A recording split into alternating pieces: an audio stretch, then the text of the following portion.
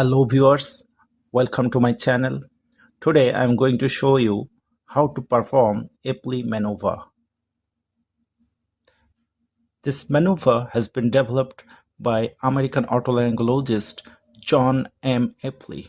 This is based on the theory of canalolithiasis in order to move the particles from the posterior canal into the utricle via the common cross. BPPV or benign paroxysmal positional vertigo due to posterior semicircular canal canalolithiasis can be treated by performing this Epley maneuver. Before starting the maneuver, the patient is counselled about the procedure and about the possibility of vertigo. The doctor stands behind the patient. The patient is made to sit on the table so that when he is made to lie down, his head is beyond the edge of the table. The maneuver consists of 5 positions. Number 1. Head is turned 45 degrees towards the affected ear. The patient is made to lie down with head hanging position. This is called Dix-Hallpike maneuver, and it will cause vertigo and nystagmus.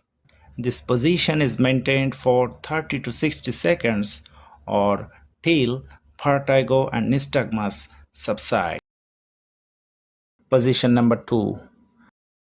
Now, from this position of the head is turned 90 degrees towards the opposite side so that the head is now rotated 45 degrees to the unaffected side and affected ear is facing up.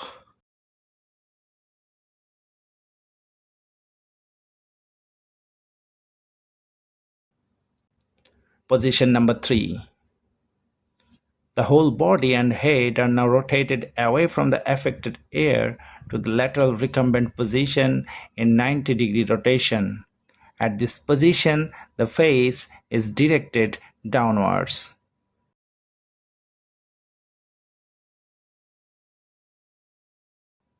Position number 4. The patient is now brought to a sitting position with head still turned to the unaffected side by 45 degrees. Position number 5. The head is now turned forward and chin is brought down 20 degrees. It should be remembered that each position should be maintained at least 30 to 60 seconds. Some post-procedure measures need to be taken. The patient is advised to remain upright for 24 hours after the treatment. He is advised to sleep with 2 high pillows. A collar should be worn. He should avoid shaking the head or bending or extending the head for 48 hours after the repositioning maneuver. Patient should avoid sleeping on the affected side for the following week. 80% of the patients will be cured by a single maneuver. If the patient is not symptom-free, then the maneuver can be repeated. Additionally, a bone vibrator can be placed on the mastoid bone to help to loosen the debris. The contraindications of this maneuver are patient with severe neck disease and high-grade carotid stenosis. That's all for today. Thank you for watching. Goodbye.